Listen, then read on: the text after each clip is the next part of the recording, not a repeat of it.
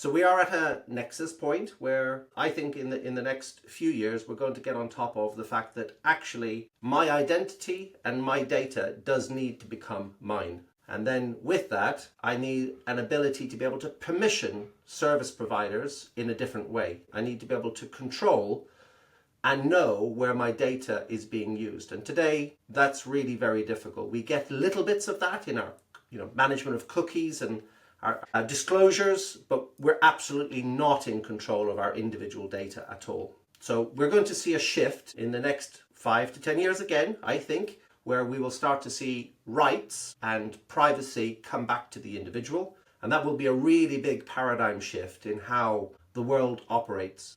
Hello, listeners, and welcome to another episode of The Outside Context. Today, we're going to be talking to Richard Baker about smart cities, about the future of technology, about innovation and what it means for society, and we're super excited about that. But before we get started with Richard, Elise, what was your outside context moment for this week? So, my outside context moment is a book I'm reading at the moment called Scarcity Brain by Michael Easter. And it essentially thinks back on the past of how humanity and civilization has evolved from our hunter-gatherer days to now, where we're in such an abundant era and we have so much access. If you're in the Western world, which I think many of our listeners are privileged to be, we have access to coffee, snacks, information, everything overloaded and on demand. And the book basically talks about how we are almost like rewiring our brain, like when you sit down at a slot machine and you get the dopamine high, and that so many things in our society are programmed to give that uncertain reward and then risk with a little bit of reward, and that so much of how we interact in society is being programmed that way to intentionally make things addictive, to keep us online, to keep us on our phones, to keep us eating more, to keep us doing more. And so the whole idea behind the book, and again, I know in last week's episode we also had a bit on biohacking. This one is a bit more about how to calm your brain down, enjoy the quiet, enjoy solitude, and really switch off, which is personally something I really enjoyed doing. And so it was cool to be learning a bit more about how to do that consistently and in a sustainable manner, a bit more back to the roots. But I think it's interesting because we oftentimes on the outside context, we're talking so much about, the good that technology can do. And I thought this book was an interesting parallel to that, which is, yes, it can do good, but it shouldn't be taking over our lives. And we still need to think about the impact that it's having on our psyche. I think that is super interesting. And I remember reading something a few years ago as well, along similar lines, but coming at it from a different angle about how, we as humans, like any other animal, are actually hardwired to feel relatively good most of the time. If you don't feel good about, yourself, and if you don't feel, that this kind of innate joy at being alive, then you're probably not going to make quite as much effort to run away from the lion or, the saber-toothed tiger or whatever it is that's chasing you. And so modern, the kind of pressures that modern society and modern life put on us that lead to mental health issues like depression and anxiety and things like that are kind of unnatural in the context of our evolutionary history. While they can and do happen, and obviously there's something in our brains that makes that switch happen, we are generally, programmed to seek um, that feeling of joy that comes from a dopamine hit, or that comes from being around people we like, or kind of having shared experiences and things like that. So yeah, Yeah. it's super interesting. And to be clear, I'm not suggesting at all that dopamine is a bad thing. To your point, we absolutely need it, and there are ways that we can, build dopamine up in our body in healthy ways. I think, though, that the idea is to not be in sort of a dopamine addict cycle for various things in our lives, and to have the dopamine come from sustainable ways. To your point, so that we don't then have that sort of crash out or the negative side effects that can come as well when you can't have whatever thing that was easy access that was causing those kind of rapid hits. So, and there's a whole lot more we could say about this when it comes to, like TikTok, for example, short form video content. I would love to have someone on the outside context to talk about the science behind TikTok at some point, but that would be a whole other episode. So, what was your outside context moment? So from feeling good to tech billionaires, really. Tech billionaires have been on my mind. I've been reading a few books recently that um, have made me think more about this. I've read Character Limits, which is about Elon Musk's takeover of Twitter, and I highly recommend it to anyone who's interested in what's happening. With the Department of Government Efficiency. It reads like a playbook for many of his current maneuvers there. Um, like word for word in some cases, actually. Um, and I'm also reading Supremacy at the moment, which is about the race between OpenAI and Google's DeepMind for AI, and um, they've reminded me a lot of Peter F. Hamilton, actually. So Peter F. Hamilton is one of my favorite science fiction authors. I suspect he's going to crop up quite a bit on this podcast in future episodes and outside context moments.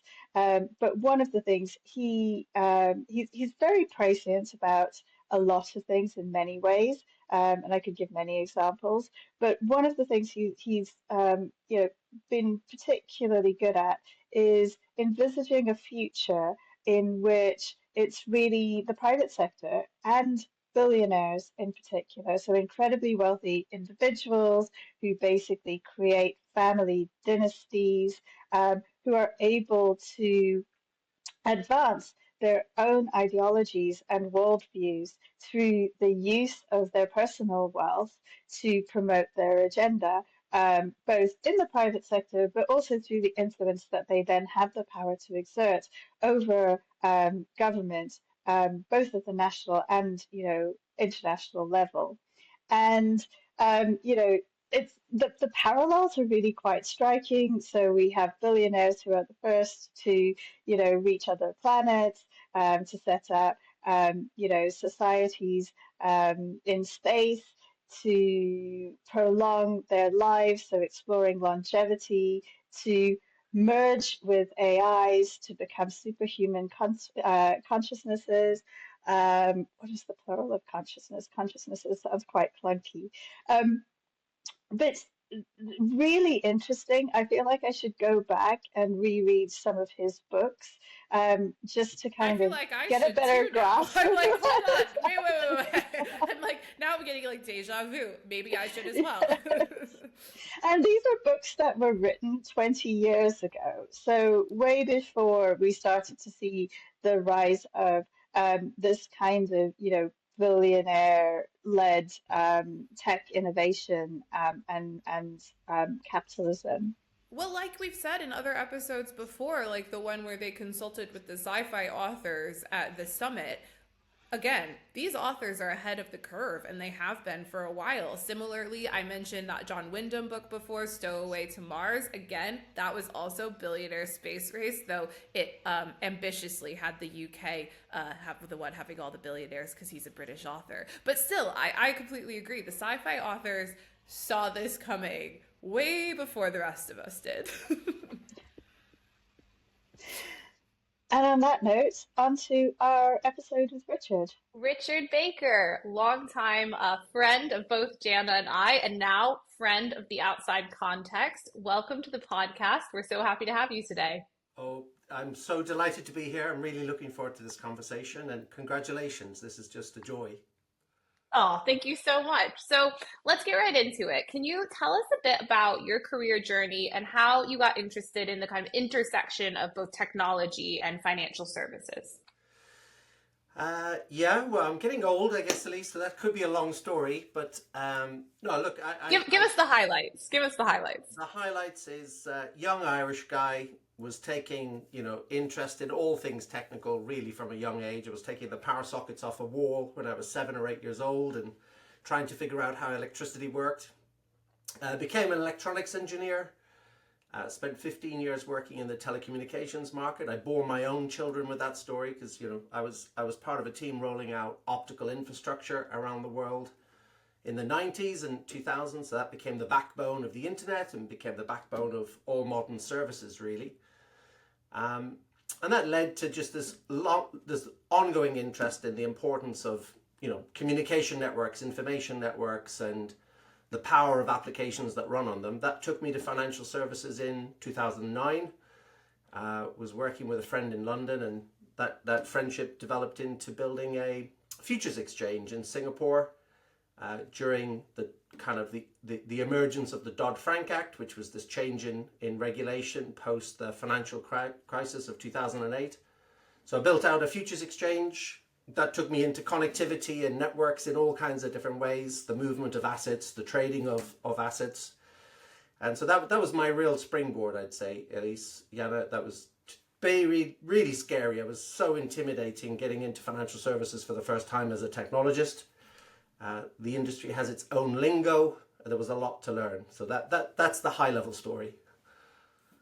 That's perfect. And I mean, honestly, I feel like a lot of people that we talk to that have kind of progressed in their careers and come through either tech or financial services, no one has the same background. No one has kind of only one type of experience, but everyone sort of gets to this sort of similar ecosystem where we're all contributing and building it out further. But as someone who, and I think you and I have talked about this before, would consider themselves a futurist, and many of our guests are, how do you now, having kind of gone through that career journey, seeing technology impacting the future of civilization in the longer term?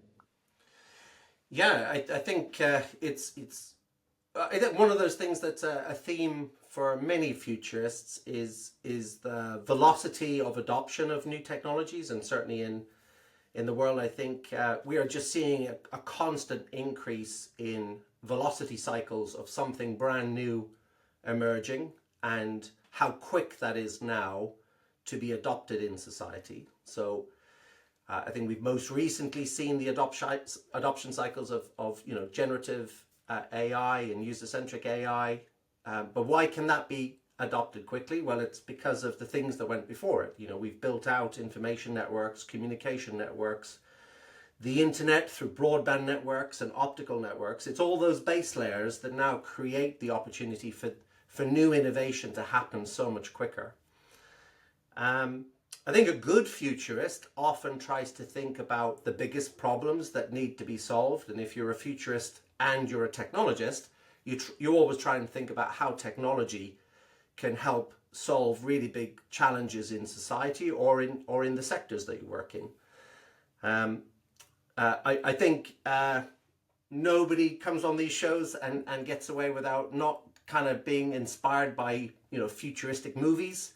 I think there's always things in your life that spark a thought, spark an innovation. That certainly for me was the Matrix films, all those years ago.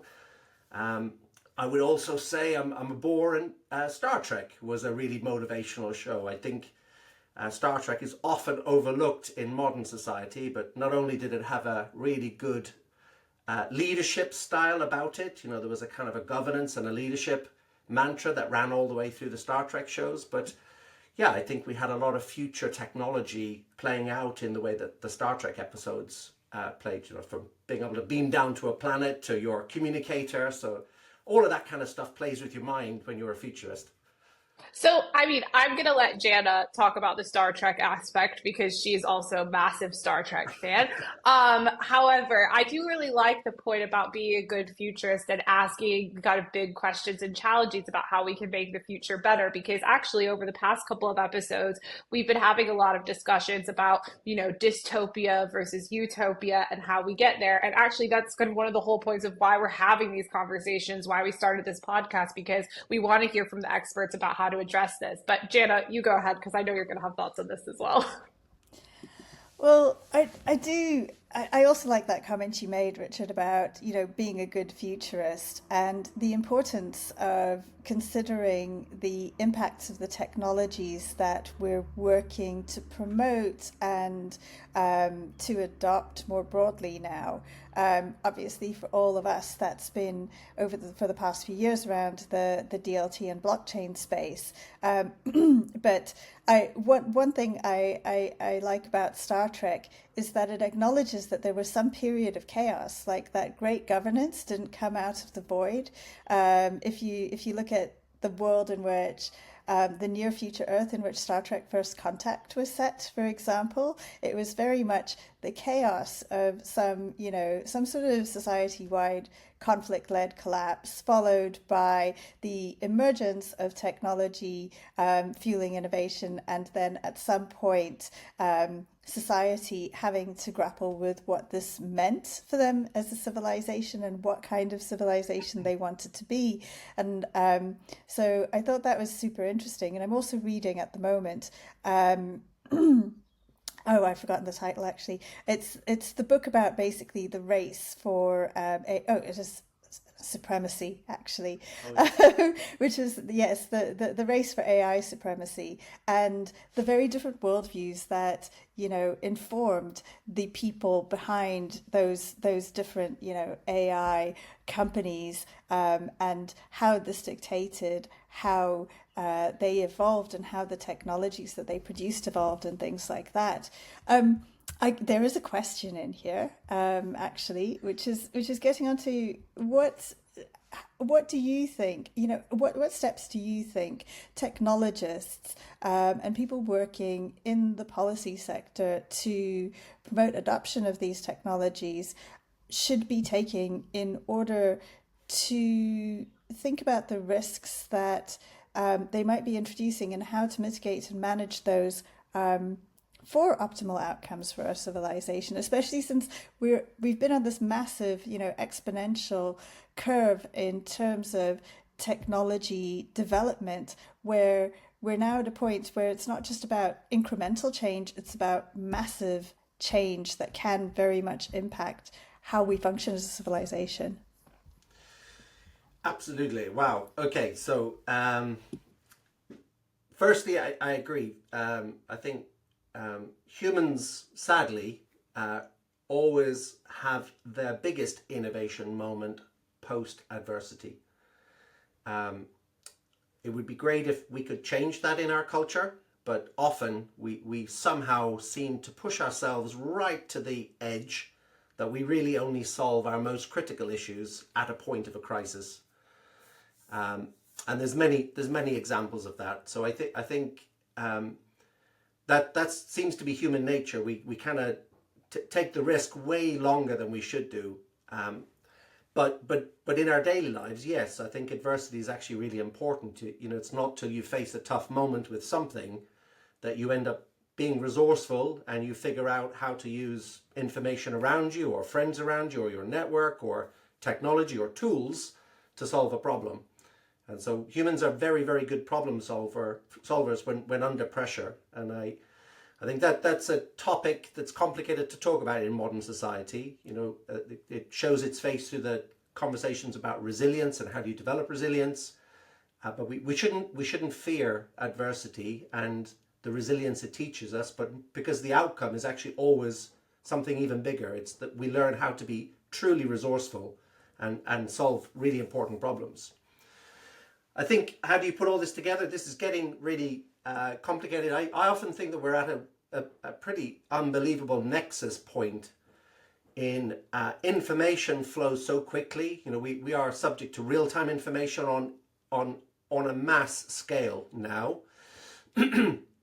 That information has a subtle topic behind it, which is truth or non-truth. We have so much information, it's pervasively available, it's real-time available, but do I know where that information came from? Is it coming from a trusted source? And at a time that we're about to automate how that base layer of information trains a language model, trains through machine learning, goes on to generate automated functions, automated code. I think we have a big societal challenge of coming back to how do we have a foundation of trust in everything that is underpinning society. And so I think there is a pretty unbelievable nexus moment that is happening around the world and in everybody's lives in the fact that we have all these wonderful applications, we have these diverse news sources, banking applications. We've modernized incredibly, but we do now have to think about the infrastructure layers that underpin truth and trust. And we have to think about how those trust networks are going to underpin the next generation of money, the next generation of smart infrastructures, of fixing, energy efficiency in our homes and our businesses. The nexus shows itself actually in a number of ways, and there's a good few books on this particular topic that's floating around at the moment, but I love this part of the journey myself. I think this is a truly inspiring moment to be living, that the next 10, 20, 30 years on the planet, I think, are actually going to be quite different. Yeah, and so I want to come back to this infrastructure point and society, and you mentioned homes and smart cities. Now, you and I have talked about this before. It sounds like something from a sci-fi novel or show, and you think about what that might look like practically. So, could you unpack that a little bit? What do we actually mean when we say a smart city, and how do you see smart cities as potentially changing societies and interacting with these various paradigms that you mentioned, especially in some of the challenges that we face with regards to truth and information overload? Yeah, so I think the concept of smart cities has been around for 10, 15 years. Certainly around the world, we've got, real world implementations of smart cities in a number of nations. So I had the pleasure of working in some smart cities before I got into my current venture a few years ago. I was working in smart city program in Singapore, Singapore nation state. Singapore was modernizing its infrastructure.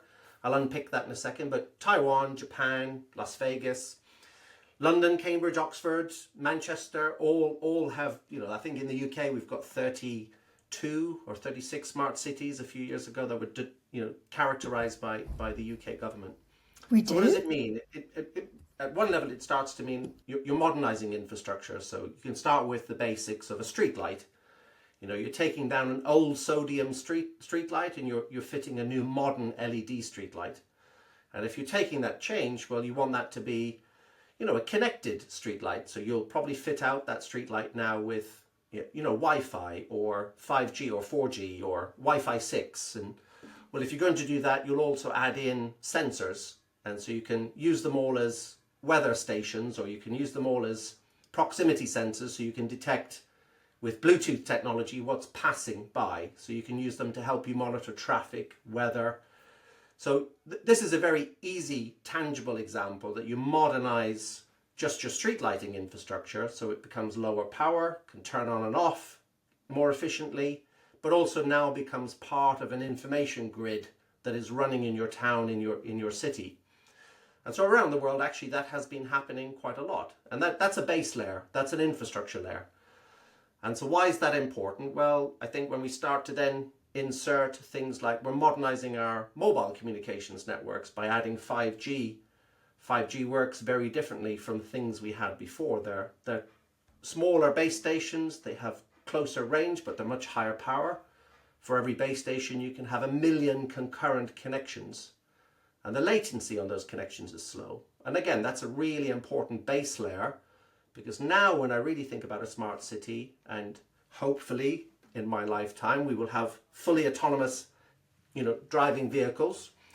And so when I want to go to my local restaurant or my local pub, I can request my car. I probably won't own my car, but actually that autonomous vehicle will rely on those two underlying infrastructures I've just talked about. Because what's really important with an autonomous vehicle is, does it have a full 360 geospatial view of its environment? It needs to know what's around it. It has to make some very, very complicated decisions real time all the time. So the vehicle itself comes with brand new technologies like LiDAR and different sensor technologies. So it's spatially mapping its own local zone all the time, but it's feeding that information back to this sensor network that's around it so that every other unit on the road knows what's going on.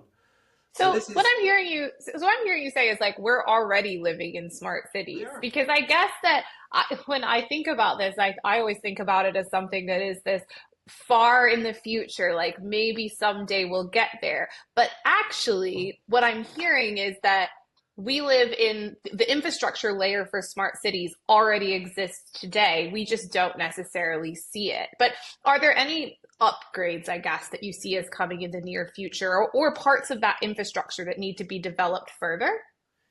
Yeah, and they're evolving as we go. Elise, I'm not as close to them now as I used to be, but certainly some of those that I referred to. So you get to think about next generation jobs. That's one of the things you think about with something like a smart city. So certain authorities in the world started to nudge their universities to build on campus these infrastructures, so you could start to train AI engineers and communication engineers and software engineers on, well, how are we going to manage this infrastructure? You know, when a city is fully connected like that, your network operations center runs differently. And so one of those nation states, you know, took Unity games engines and started to build out a full gaming view of the city. And so you could navigate every single sensor, every single activity that was going on in the city to manage the operating environment and help the city run efficiently.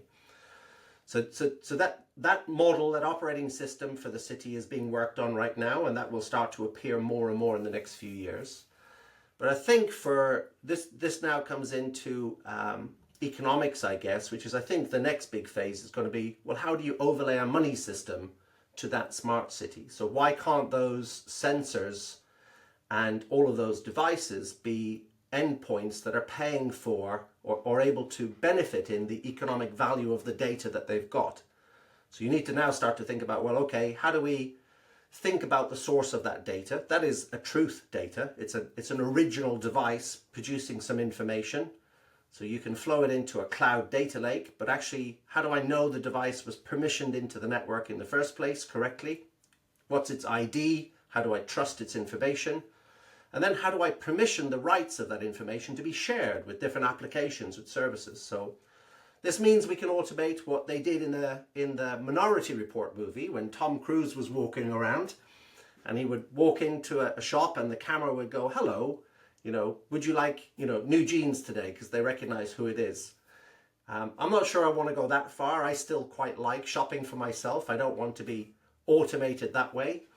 But the minute we have our devices powered to be money endpoints, to be able to exchange value, you start to really bring big economic benefit to these cities, these towns. They can get value for the data that they're producing as infrastructure. And then that becomes a money system that you and I can move around, and we don't have to pay for our autonomous taxi journeys. We just jump in, you know, our wallets will exchange the value, and off we go. And yeah, so that's not a reality now, but that hopefully will be a reality in the next 5 to 15 years. And Richard, you and I met, I think, on a digital sustainable finance panel. Digital sustainable finance meaning how we can make digital sustainable finance more successful, and really use frontier digital technologies to embed sustainability in our financial system, as opposed to sustainable digital finance, which is how do we make digital finance more sustainable. Very important distinction. I think some of the things you've been touching on with smart cities, you know, the networks of sensors, the ability to connect money and economic activity to the actual, you know, activity that's taking place in the city, or what those sensors are feeding back, that, you know, that touches on some of the topics that we covered in our earlier discussions on digital sustainable finance. Sustainability is very important to you personally, I know, as well. So can you talk a little bit more about that, and how you see smart cities and frontier technologies leading to the development of greater sustainability, not only in our financial system, but across our economies and societies as a whole? Yeah, and again, I guess being practical, we have lots of really good living examples of that actually being in society today. There's really big corporate firms, and many cities have incorporated, you know, Internet of Things sensors into their trash cans. I did that for the Americans, but rubbish bins, and so they know that, okay, this receptacle is now 3/4 full. We can optimize a collection service. You know, we know where to go and what to fix. At a very practical level, technology can be used to try and optimize efficiency so that you're not sending people out or vehicles out or services out unnecessary, and that when they do go out, they're as efficient in their routines as possible. That actually is a very big part of lowering cost and trying to manage your footprint as a big city, as a big corporation. And we see that in everything from, watering routines. How do you optimize water in maintaining gardens and looking after, city infrastructure, trees in cities. So again, certain cities have put Internet of Things sensors on their trees so that they can actually optimize their watering schedules and their maintenance schedules. Now you step behind that and say, well, actually, now you've optimized, you can actually work out that actually an electric vehicle going around and being the service vehicle instead of a petrol or a diesel vehicle is a better thing to do. So at a practical level, and I take that into office space, we've obviously seen a lot of office space become modernized in the last 5 to 10 years. So lights are self-detecting. They come on and off when people are in the building. Can I clear my throat 1 second? Sorry.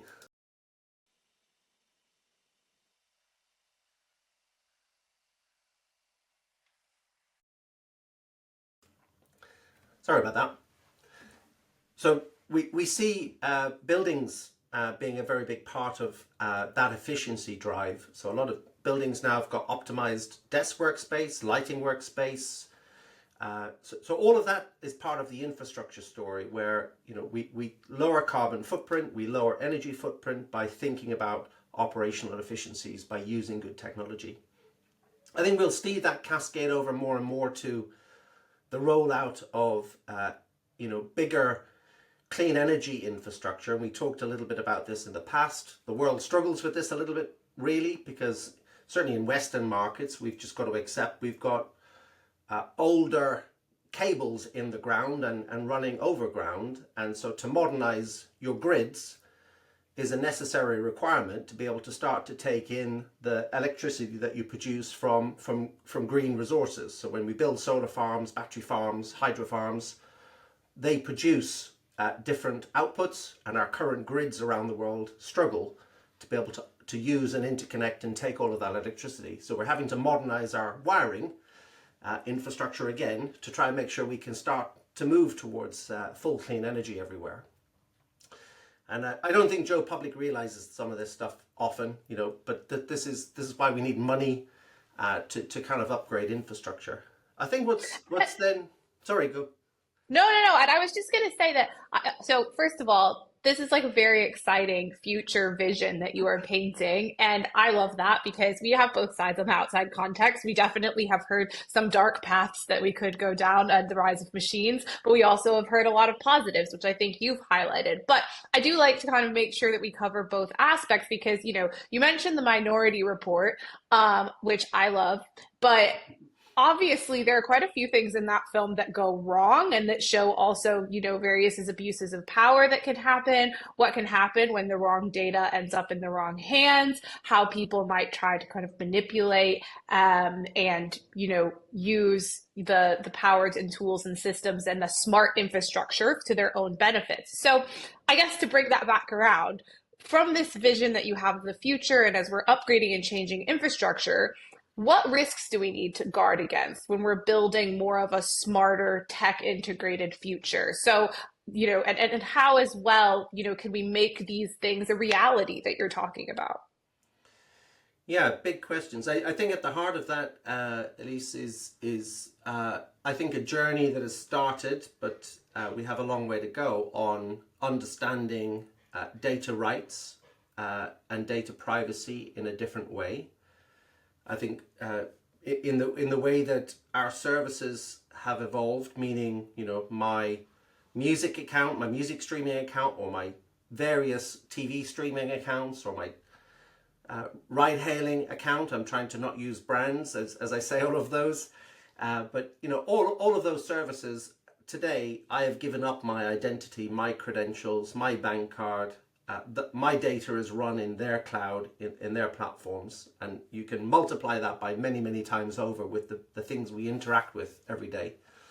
So we are at a nexus point where I think in the next few years we're going to get on top of the fact that actually my identity and my data does need to become mine.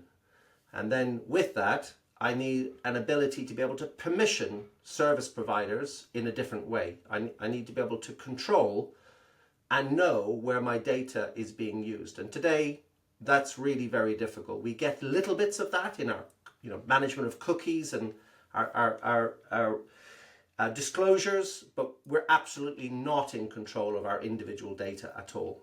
So we're going to see a shift in the next 5 to 10 years again, I think, where we will start to see rights and privacy come back to the individual. And that will be a really big paradigm shift in how the world operates. And of course, I think part of that gives rise to brand new economics as well, which we'll come to, which is, I think, the minute I'm in control of my data and the value that all of my insights and my signals produce in the things that I do, I'll be able to monetize those things. And that I think is a very big part of microeconomics and a very different value exchange that will come to the internet over the next 10, 20, 30 years. We will modernize the internet as a truly, as a new backbone of value exchange. And we see this play itself out in Web3 technologies. So you raise a good point. Obviously in the smart city story, I think we have to trust our governments. And so I am an advocate of governments have an important role. I think one of those things in society that's an important fabric message is I don't think humans are very good at setting their own guardrails. We need guardrails that are societal level guardrails. And so I'm not a believer in decentralized anarchistic rights to every human and we will self-govern and run ourselves. I don't believe we're good at that. And in thousands of years of history, we haven't really demonstrated that we're good at that. So we've got to get the balance between how our governments convey trust, our institutions convey trust, and how we as human citizens can receive and give trust. And the world is struggling again in this area at the moment. We've had a breakdown of trust at government and institutional level over the last 20, 30 years, but we've got to try and have the confidence and the belief that we will rebuild it. We're on a journey to try and find a new balance here. So I'm not, you've got the wrong guy, unfortunately. I'm an optimist, so I will try and find a solution to some of these things. I recognize the challenges we have, but I don't see it as a dark society at all. Personally, I love that view of self-sovereign identity and self-sovereign data ownership, and that that personal control over your own data and ability to monetize your own data. But that's very much a paradigm shift from where we are today. I mean, where we are today is that large corporations and tech companies in particular monetize our data and monetize us as the product. How does that switch happen in practice? How do we actually meaningfully transition to this future? Because it's absolutely not in their interests at the moment to relinquish that control and ownership of our data. So how do we actually take back control of our data?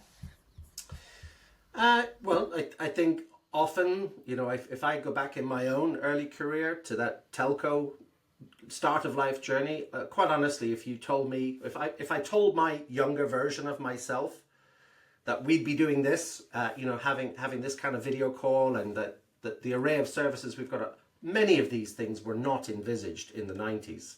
I remember building optical networks, and quite frankly, we were building optical networks around the world to carry voice calls. We were moving analog voice circuits to become digital, and we needed better backbone technology to run digital voice. But we had futurists. I remember our chief science officer in our company talking about the concept of video calling and things that would be ahead. And it seems so futuristic when you were in the 90s. It was crazy. So I anchor myself there for a second, which is linked to my velocity statement when we talked earlier, which is things are moving much quicker now than they used to. Advances in information communication networks of various forms, went from 50-year cycles to kind of 20 to 15-year cycles to 5-year cycles to under a year. Everything now that we introduce into the internet, into communication networks, we get adoption much quicker. We prove value much quicker. How does this happen? Well, I think we've got a lot of experimentation going on right now in the concept that is Web3. So Web3 certainly has as one of its fundamental thoughts, self-sovereign identity, and we have a lot of companies have already built and developed digital identity solutions, mechanisms for me to be able to hold my identity in new different forms, and blockchain technology is certainly one of those forms that underpins that journey. So we have needed, again, to get to a point where a suitable technology can underpin the change that we're talking about. And this, at its simplest level, Jannah, as you know well, is the concept of cryptography and my ability to have a private key and a public key in some form of distributed ledger type technology that would allow me to own in my wallet not only economic value, but actually data rights value. So I start to take control back of my own personal identity, but then through my private public key, I only permission the services that I'm really interested in. And more than that, I permission them to use my data in certain ways. And I expect to get compensated for that. We actually now have the baseline of that capability, and we're beginning to see that roll out and upgrade certain services. So you think it's actually, I guess what I'm understanding here, and this is, hopeful and exciting, is that the more accessible, usable, and readily deployable we can make technology for personal data management, the more we can then change the current systems that exist, because people will have greater awareness as well as the actual capability to say, no, I want control over my data. I will add, though, I also think that great regulation could support this transition, and policymakers should absolutely be paying attention to this. I'm not sure how many of those we have listening to this podcast yet, but let's get them on. Yeah. But I want to end with one final question, and this conversation has been an absolute delight. So thank you so much. But we like to end always by thinking far into the future. And so I guess what I would say is, across your career, you've seen so many changes take place, both the infrastructure layer as well as the various things that we can do using technology now. What tech advancements are you most excited about or hope to see in your lifetime? And what are ones that you're really excited about that you think you might not see in your lifetime, but you still really look forward to? Well, I'll just sound like a crazy guy on answering the second one, so I'll leave that for a second. Oh, I'm excited. I am actually truly inspired by and motivated by the power of the internet being upgraded with a money system. The internet is a data system today, and we're on a journey to plug in a native money system to the internet, not an overlay, not an overlay service, but a truly embedded money system to the internet. And this is the next generation of information networks, because the minute we have embedded value economics in the internet that link to sovereign identity, we will change everything. And what does that really mean? I think that means we start to move back to thinking about good old producer-consumer economics, where there is a good local exchange of value between producers and consumers. And that will give rise to all kinds of new value, new jobs for society. So I am inspired and motivated to be part of helping build that journey, and I think that's the bit I'm most excited about. I see that becoming a reality. Standards regulators will also be involved in that. The technology that I would love to see, that I don't think I'll ever see, is from Star Trek, and that ability to transport myself electronically in some kind of pod where I don't have to jump on a plane, but I can port myself to Singapore or back to my home country in Ireland electronically, and I can just appear in front of my mum and dad and say, I'm home. So a teleportation machine would be fantastic, but I don't think that's coming. Oh my gosh. I really want teleportation machines as well. I always think that would be so, so, so cool. Also, No, do not get me started on teleports. But do you know? Okay, and I know we're out of time, but teleportation involves the destruction of the original and the recreation of a new copy, and so there's a whole load of philosophical questions that perhaps we can wander into in one of our outside context moments. But let's just leave that there for now. Richard, it's been absolutely fantastic having you today. Thank you so much for your insights. I have learned a lot more about smart cities, and I'm going to follow up with you and find out what all those UK smart cities are. I think we're both really intrigued by that. But it's been great having you, and thank you for your time. No, it's been a pleasure. Thank you both, and really well done in doing this, and look forward to your growing success. thanks, Richard. Bye, everyone. Take care.